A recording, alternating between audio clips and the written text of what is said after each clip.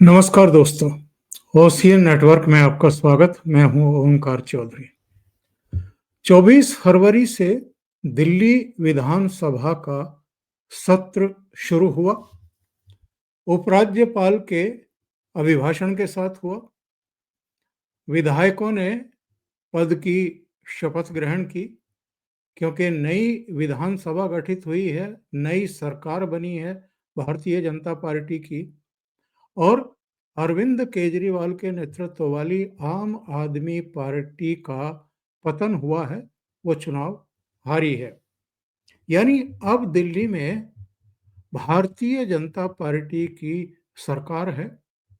रेखा गुप्ता मुख्यमंत्री हैं, और जिन विजेंद्र गुप्ता को, सीनियर मोस्ट विधायक को, आम आदमी पार्टी की सरकार के रहते बेइज्जत किया गया था, मार्शलों के द्वारा कंधों पर उठवा करके सदन से बाहर फेंकवा दिया गया था, वो विजेंद्र गुप्ता अब इस विधानसभा के स्पीकर चुने गए हैं।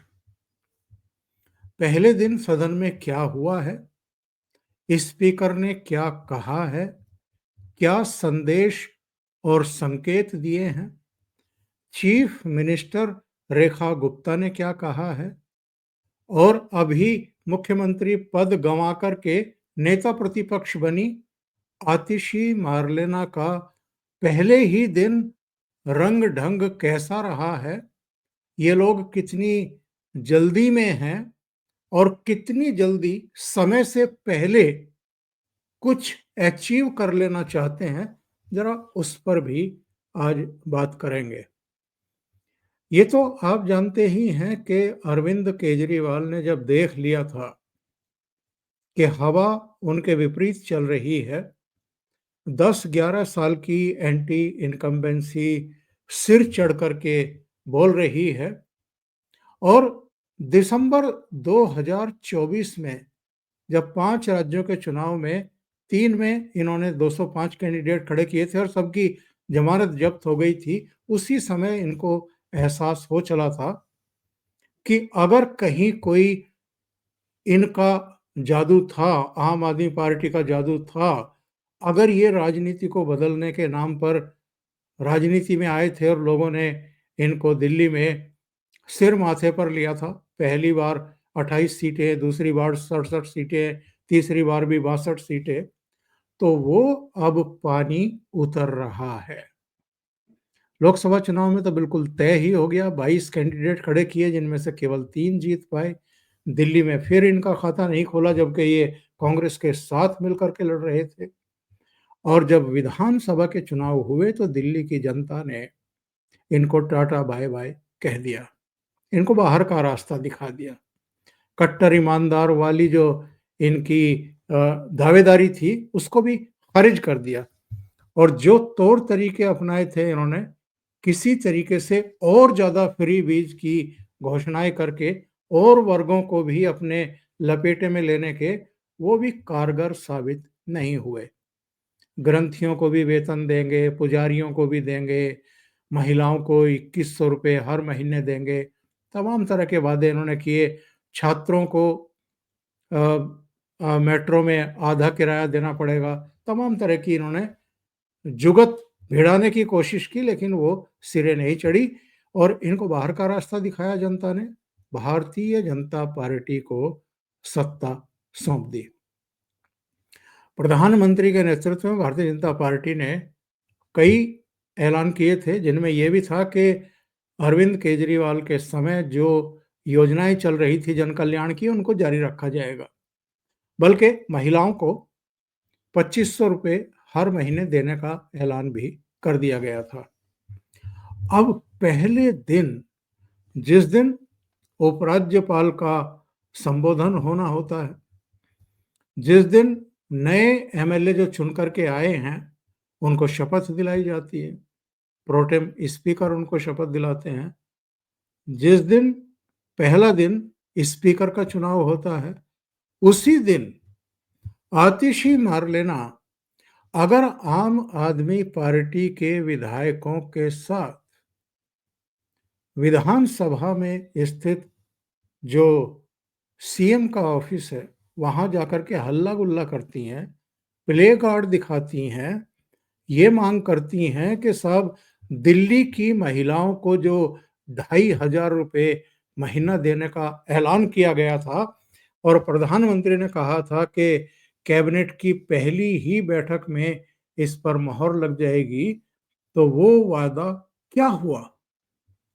यानी अभी नए विधायक शपथ ले रहे हैं, उपराज्यपाल का भाषण हो रहा है, उस पर अभी धन्यवाद प्रस्ताव पर बहस होगी, मुख्यमंत्री जवाब देंगी और कुछ दूसरे विधायी कार्य होंगे।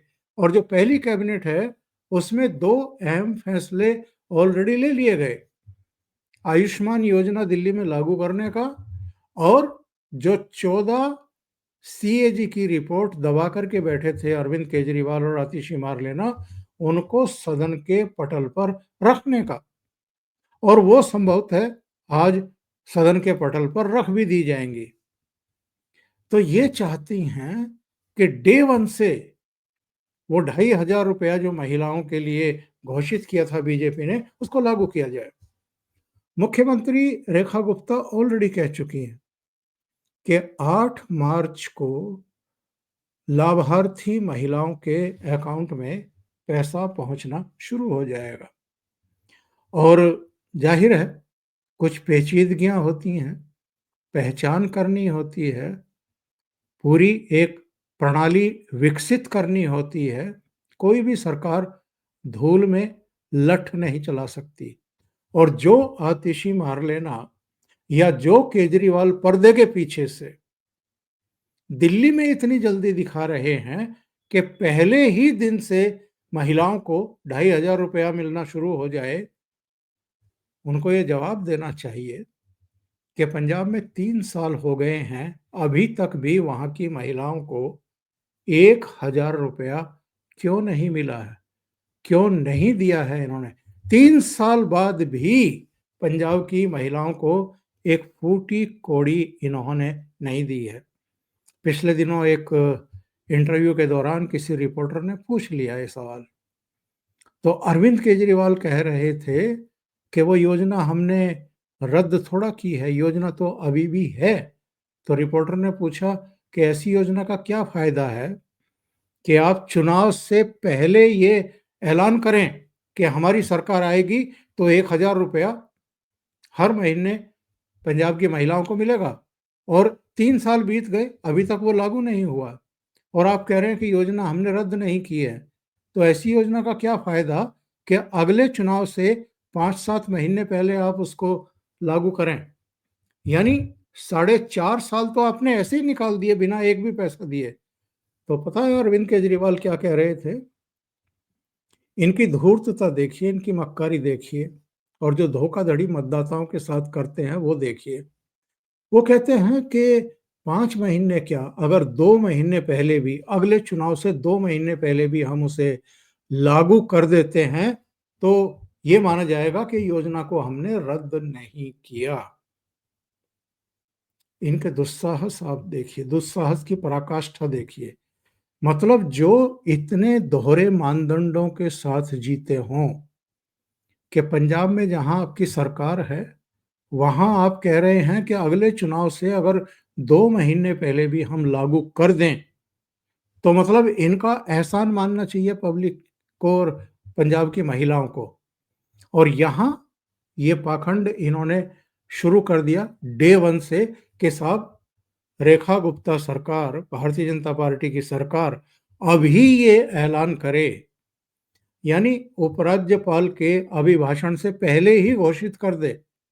विधानसभा में विधायक शपथ बाद में लें, पहले मुख्यमंत्री ये घोषित कर दें कि दिल्ली की महिलाओं को हम इसी महीने से 2,500 रुपया महीना दे रहे हैं।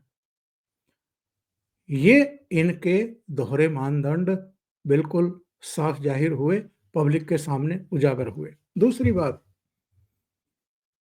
ये जो झूठ के बल पर, और कट्टर ईमानदार हैं जी, और जितना काम हमने किया है इतना तो किसी ने नहीं किया। ये सब जो तौर तरीके हैं, इनके चलते ही ये पब्लिक की निगाहों से नीचे गिरे हैं।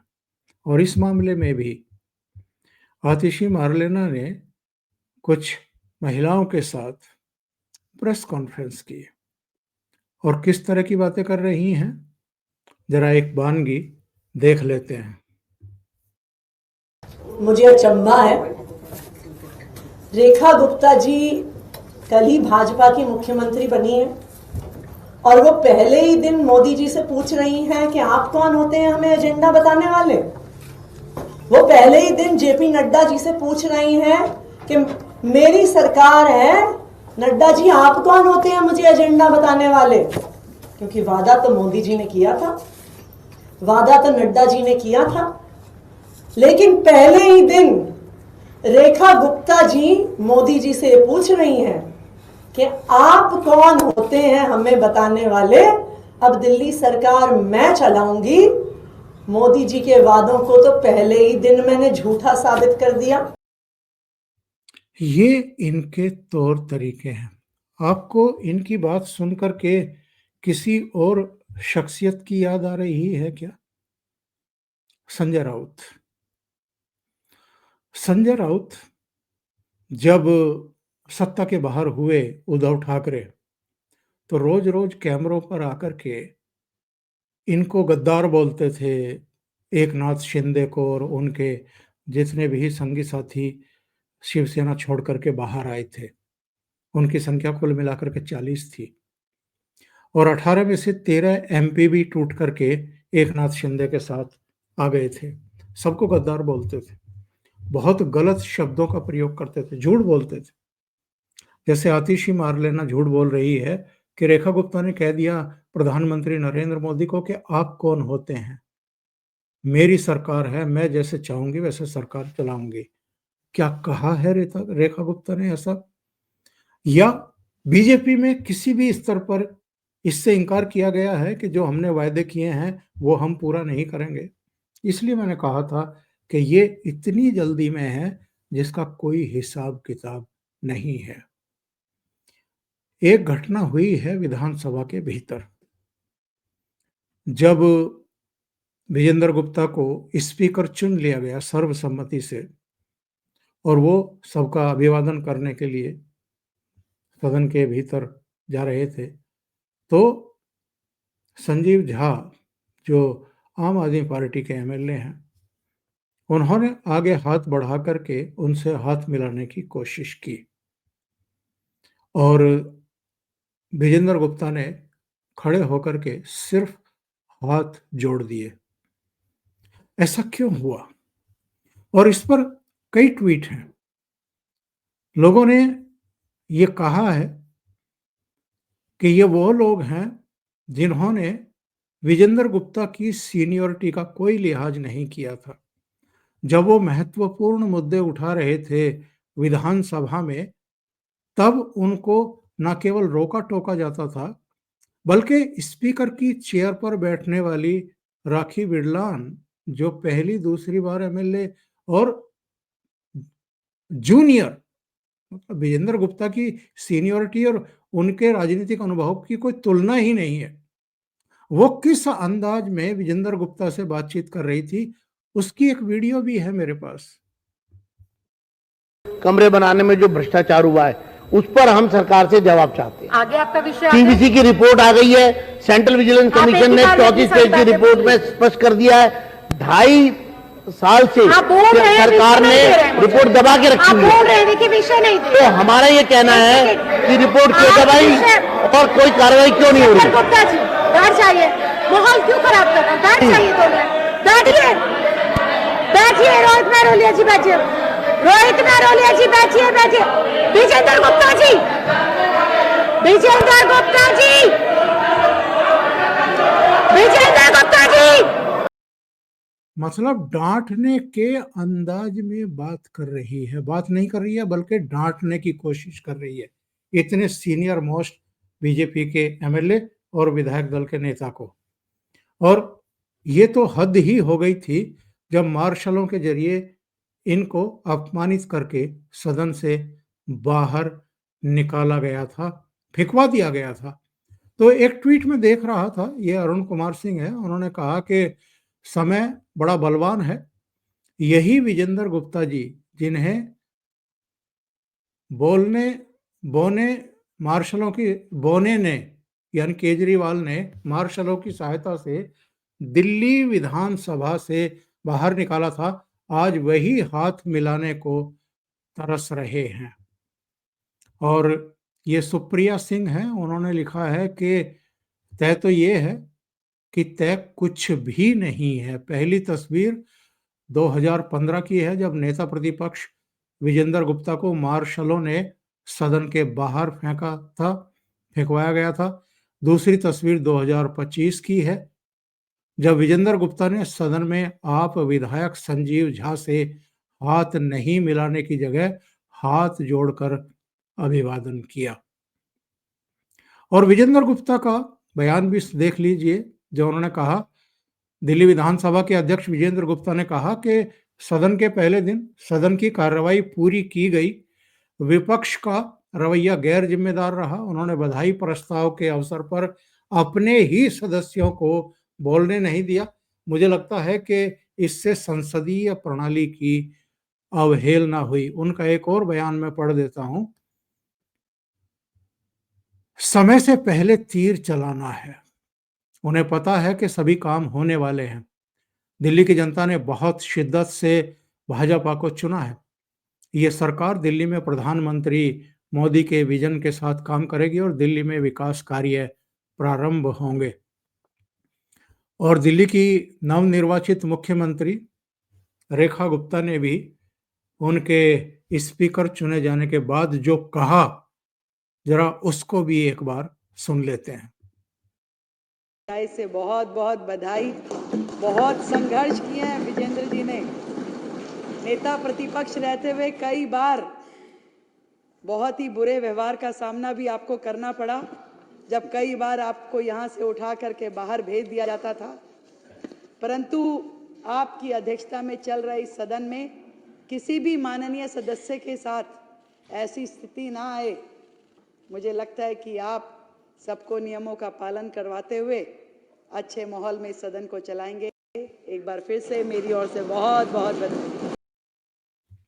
आतिशी मार्लेना सदन के भीतर भी अमर्यादित आचरण करती हुई दिखाई दी।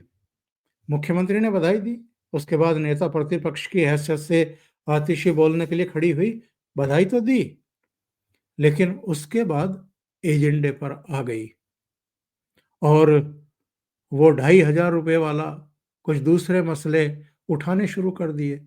यानी एजेंडा कुछ और है और बोलना और जल्दबाजी कुछ दूसरे विषयों की है। उसी पर विजेंद्र गुप्ता को उन्हें चुप कराना पड़ा और समझाना पड़ा, ये बताना पड़ा। और मुझे लगता है कि चूंकि आज वो 14 सीएजी की रिपोर्ट भी पेश की जानी है सदन में, और फिर से आम आदमी पार्टी की तरफ से उसी तरह की हील हुज्जत, हंगामेबाजी, प्रदर्शन वगैरह हो सकते हैं, तो ऐसा लग रहा है कि विजेंद्र गुप्ता, जिनके साथ अतीत में केजरीवाल सरकार दुर्व्यवहार कर चुकी है, अपमानजनक व्यवहार कर चुकी है, वैसा तो शायद ना करें जैसा उनके साथ हुआ है, पर वो हदें जरूर बताएंगे इन लोगों को। और कहीं ना कहीं मुझे ऐसा लगता है, जिस तरह की राजनीति ये कर रहे हैं, जिस तरह की जल्दबाजी दिखा रहे हैं, जिस तरह की पेशबंदी करने की कोशिश कर रहे हैं डे वन से, कहीं इनका हाल महाराष्ट्र में जैसा उद्धव ठाकरे और संजय राउत का हुआ है, वैसा ही हाल अरविंद केजरीवाल और आतिशी मार्लेना का दिल्ली में भी ना हो जाए। अभी के लिए इतना ही। बहुत बहुत धन्यवाद। अगर आपको ये चैनल और इसके कंटेंट पसंद आ रहे हैं तो लाइक करें, कमेंट करें, वीडियो को शेयर भी करें। अभी तक अगर आपने ये चैनल सब्सक्राइब नहीं किया है तो सब्सक्राइब कर लें और साथ में लगे बेल आइकॉन को दबाना ना भूलें, ताकि आगे आने वाले वीडियो और उनके नोटिफिकेशन आप तक पहुंचते रहें। बहुत बहुत धन्यवाद। नमस्कार।